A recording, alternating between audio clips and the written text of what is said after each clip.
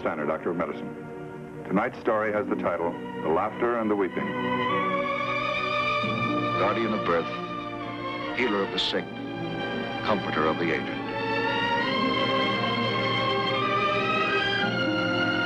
And the qualities of the worthy physician are three: the eye of an eagle, the heart of a lion, the hand of a woman.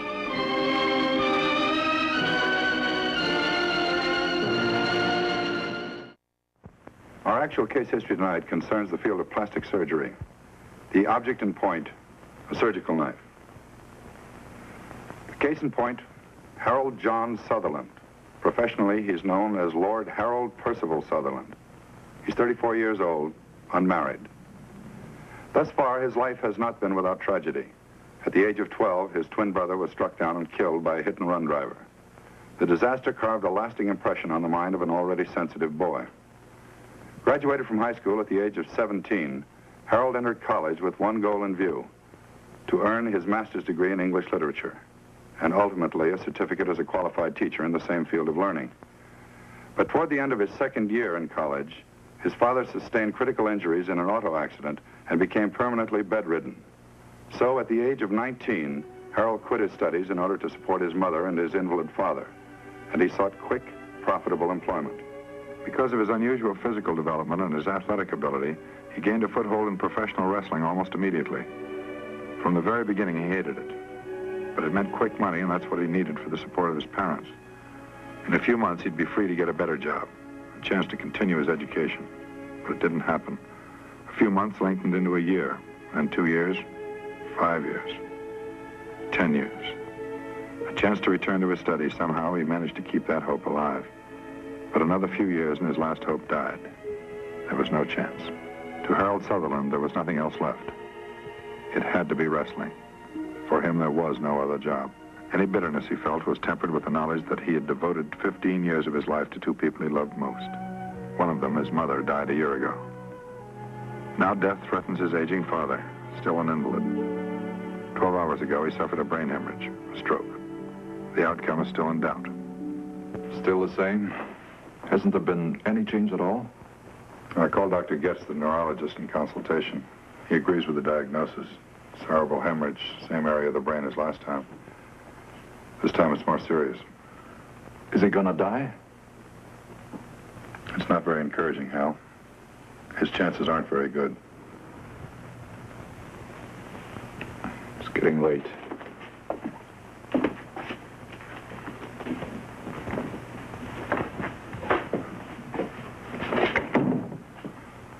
I know it's hard to accept. It's always hard. I should have been expecting it, I guess, after the last time. Hal, your father's a remarkable man, but he is getting on. And he hasn't had an easy time of it. An invalid the last 15 years. Long time. God knows he's had enough pain. Maybe it's better this way, I don't know. Hal, it's something we all have to go through sooner or later. Even before his accident, your dad always figured he'd had a pretty good life. That's more than you can say for yourself so far. I think you know what I mean. Well, you know what the situation is, Doctor. We've talked about it before. That's all we've done is talk. Hal, you're 34 years old. You've spent a lot of years doing things for other people. Isn't it about time you tried to do something for yourself for a change? I'm sorry, Doctor. It's getting late. I've got to get going. You planning to go back to school? Get that teacher's certificate? I don't know. Maybe if I get a chance. You'll do what you can, won't you? I'll be back as soon as I can, maybe around midnight. We'll do everything possible. If there's any change in his condition, we'll let you know right away. Thank you, Doctor. Hal, think about what I said about the future. About trying to do something for yourself for a change. Seriously.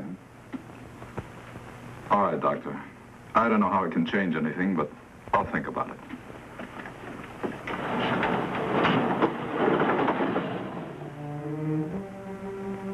So once again, Harold Sutherland returns reluctantly to the source of his livelihood, the wrestling arena, to reenact a role he's long since wearied of. Waiting his arrival is an integral part of the act. Luther Jackson, a garage mechanic during the day, he's a close friend. But in the purple prose of the publicity handouts, He's billed as longtime family retainer and personal bodyguard to His Grace Lord Harold Percival Sutherland. Despite the fact that professional wrestling is a most curious mixture of entertainment and sport, and the audience is quick to accept new favorites and quick to discard them, after almost 2 decades, Lord Harold Percival Sutherland can still command steady employment. Quite naturally, the staging and the costuming and the slapstick comedy elements have played no small part in the success of the act. But where others see him as a comic and successful clown, Harold Sutherland regards himself as a failure, an utter, misbegotten failure.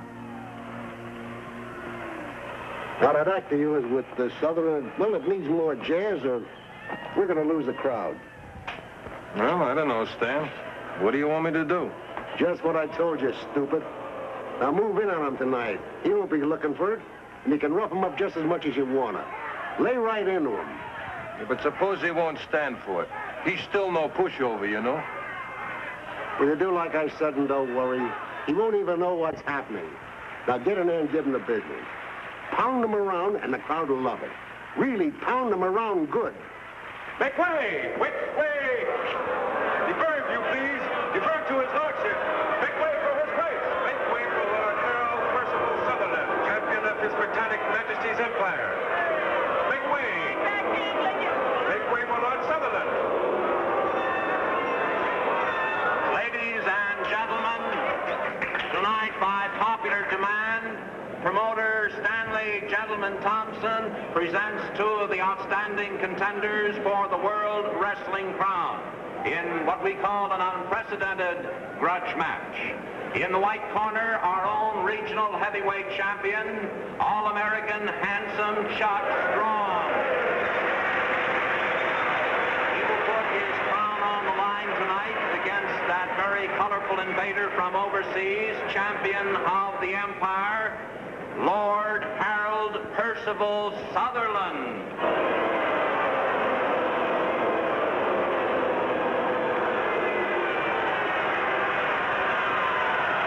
Ladies and gentlemen, by popular request, Lord Percival's recitation tonight, a speech from William Shakespeare's play, King Henry VI. Lord Percival, if you please.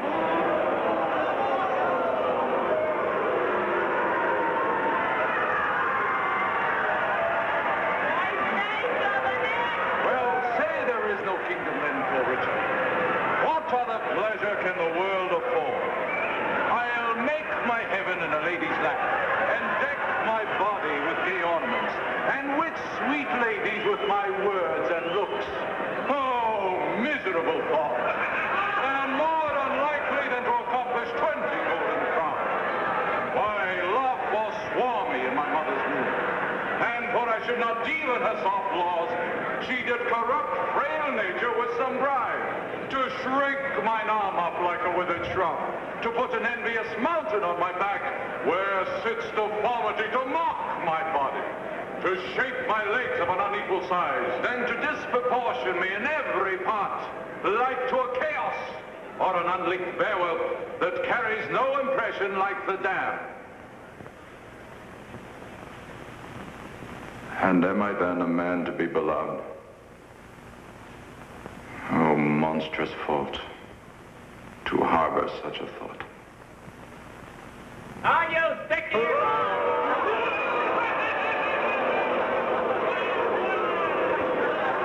All right, then, let's go.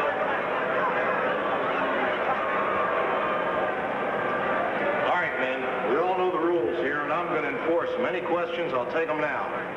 Let's go.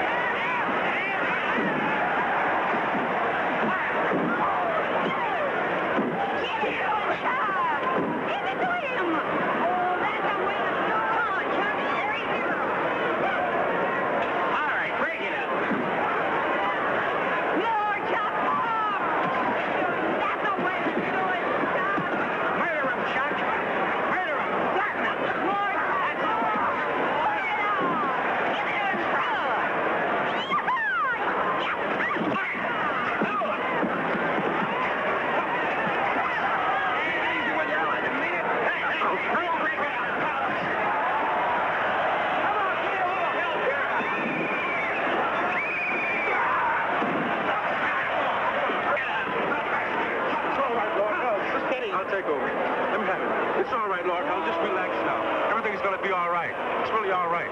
Just relax. It's okay, Lord Hell. I'm going back to England. Sorry? You're sorry? A lot of good that's gonna do. Well, of all the lousy tricks, Chuck's the headliner, not you. He's supposed to look good. He was only doing his job. Come off it, Stan. You pulled a double switch and you know it. What? What are you talking about? Chuck played it rough because you told him to. You wanted blood, you wanted a circus. I've been around a long time, remember? Yeah. Maybe you've been around too long. Look, I'm running this outfit, and I'm not carrying anybody who can't take orders. Now, you'll do as you're told or you're through. Remember, pal, you can be replaced just like that. All right, Stan. If that's the way you feel about it, maybe you better replace me. All right. That's the way you feel about it? There's your cut for tonight, and we're quits. Lord Hell? Lord Hell! The hospital just phoned you. They said it's important. They said you'd better come right away.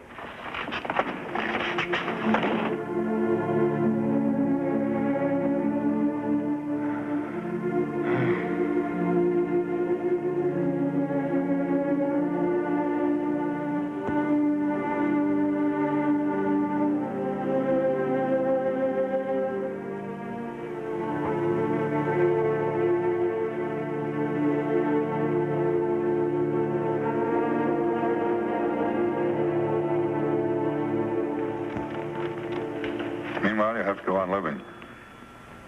How about yourself? Got any plans? No, I guess not. I don't know. Everything seems kind of empty. Nothing to work for anymore. Yeah, you said you quit your wrestling job tonight. How about going back to school and getting that teacher's credential? That's what you always wanted, isn't it? I haven't thought about it much lately. It's been too long. It wouldn't work. Oh, why not? Money, for one thing. There's been a lot of expenses. Haven't been able to save much, not enough to drop everything and go back to school. That's not a very good excuse, is it? Ever since I've known you, you've been a pretty resourceful fellow. I think you could work it out to go back to school and get that teacher's credential if you really want it. It is, isn't it? All right, it is. But take a look at this again. How about it? Can't you just picture me in a class with a bunch of 20-year-olds? Lord Sutherland goes to college. Be a great picture, wouldn't it? Hal, age is no argument. There are plenty of people older than you in college right now. With a face like this? I've told you about that a half a dozen times. In my opinion, plastic surgery would make all the difference in the world.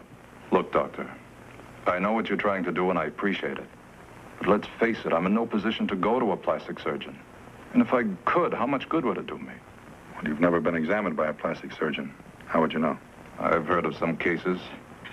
Plastic surgeons aren't miracle men.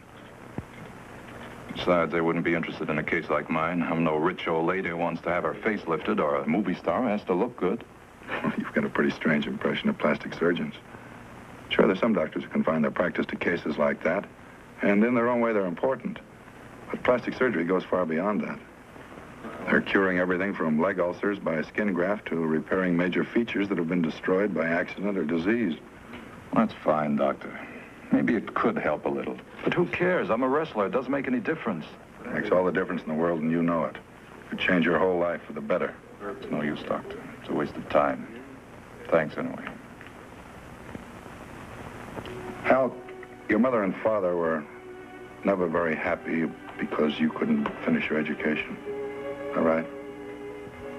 They knew you weren't happy. They knew you wanted to be a teacher more than anything else in the world. I suppose so. Well, if you won't do it for yourself, how about doing it for them? What do you say? You win, Doctor. Name the time and place, and I'll be there.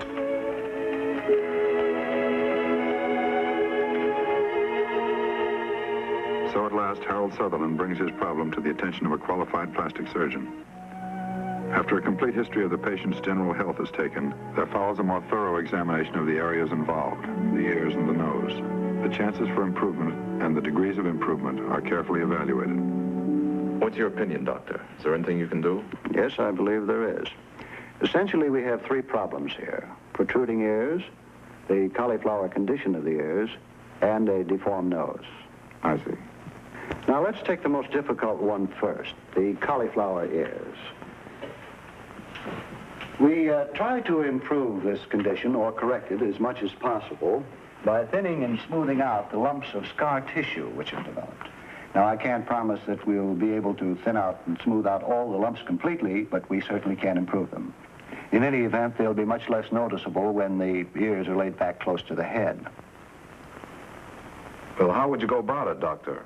I mean, pinning the ears back. It's a fairly simple procedure. An incision is made in back of the ear, directly in line with where the normal fold would be. With you, the fold didn't develop naturally, so we'd make one for you. Do what nature failed to do. It's a rather common operation nowadays. It's usually taken care of in childhood, but it can be done at any time. Well, that sounds pretty good. What about this? I think we can take care of that all right, but I would like to know what you have in mind, what you expect. Well, something like it used to be, I guess. Doesn't have to be perfect, just so it isn't something you stop and stare at. We can certainly do that much, all right. Well, how would you go about that? Would you have to graft bone, things like that? No, in your case, nothing is missing. The bone and tissue is merely mashed down. You can regard it very much on the principle of a triangle. The apex is flattened and the base spreads like this. Now, by bringing the base together, the apex or ridge of the nose is restored to its normal position. I see. By the way, Doctor, there is something else. I guess I should have mentioned it before. What I mean is, well, how much will it cost? Very simply put, Mr. Sutherland, fees for operations of this type are generally in line with other surgical procedures which require similar operating time. I mean, appendectomies or gallbladder operations, for example. That includes... I think I know what you're talking about now, Doctor. It's a lot different from what I thought. I always heard plastic surgery was so expensive, usually runs into $1,000 or more. A lot of people have that impression, unfortunately. It's certainly far from the truth. Now, of course, Mr. Sutherland, surgery is out of the question for you until your ears have healed completely, until there's no danger of infection. I understand. After that, if and when you decide on surgery, why don't you call me right here at the office? Thank you, Doctor. I'll call you. So you want to come back to work for me, huh? All right, you can come back. Thanks a lot, Stan. It's nice of you. Under one condition. That you sign a firm 18-month contract with me, and that means for the next 18 months you're in the ring, you'll do exactly what I say. If I say stand on your head, you stand on your head. If I say fall down, you fall down, understand? You'll get the same money, same billing, and no complaints. All right, Stan. No complaints. Okay, it's a deal. Say, glad to see you getting some sense, Percy. What happened? How come you came back? Because I'm leaving you, Stan. 18 months and I'm leaving you once and for all. So after the long years of trial, the long years of waiting, Lord Harold Percival Sutherland delivers himself back to a livelihood which he hates, but at the same time represents a means to an end. The trial is long, 18 months. They pass slowly. And the injuries are not confined to the body alone. The spirit also suffers, a sensitive spirit, one exposed to constant derision, gross comedy, scorn, ridicule. At the same time, the physical injury cannot be minimized. It is only conjecture, but it might be significant that the lives of many of the world's most famous clowns and comedians have been painted with tragedy and great sorrow. And the weeks pass slowly, and slowly the months. Scars healed or reopened, then heal again. The crowds are pleased, the promoters are happy.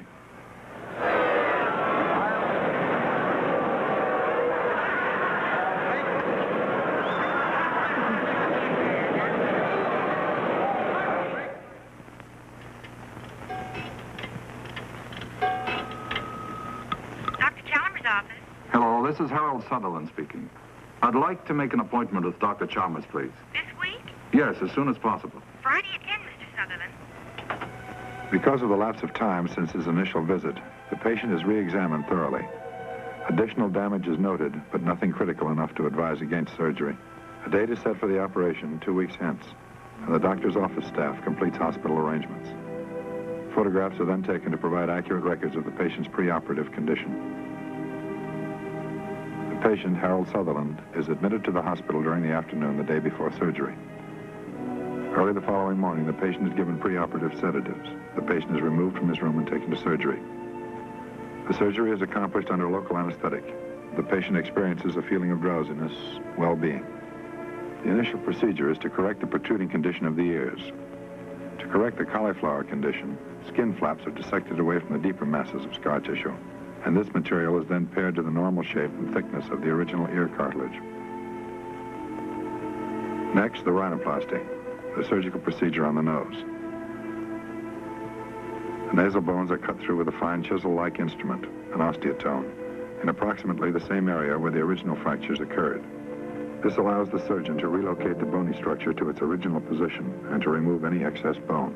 He also frees the cartilage, which provides the shape and support to the tip of the nose from the scar tissue, which has been holding it in a distorted position. The natural resilience of the cartilage returns the nose more or less to a normal shape. Finer molding and anchorage of this cartilage is accomplished with the use of sutures.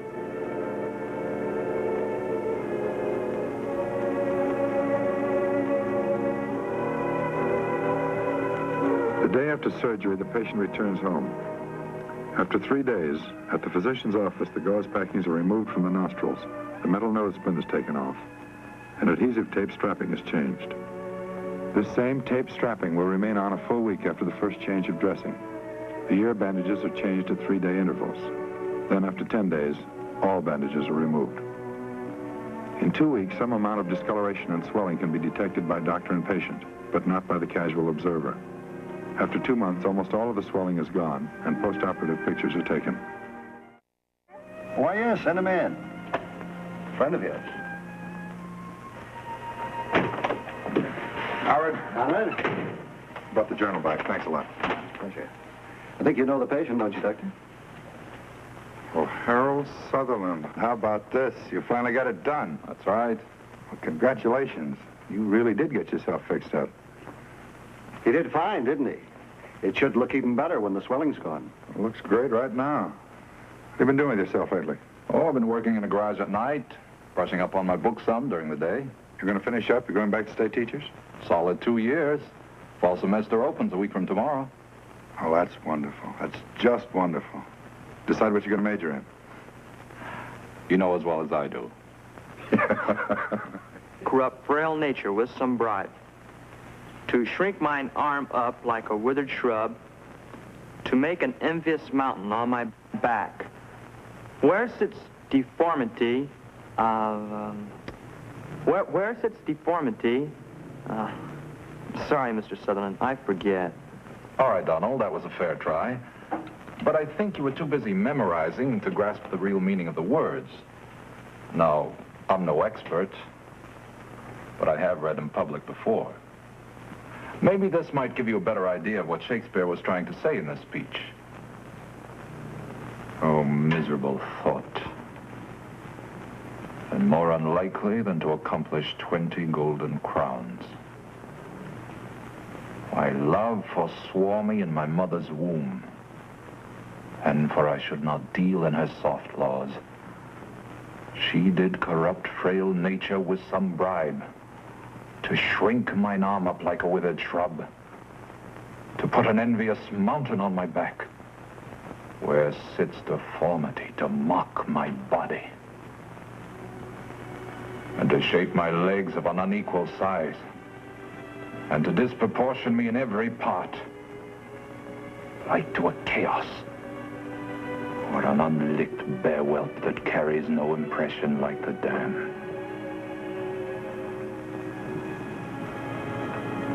And am I then a man to be beloved?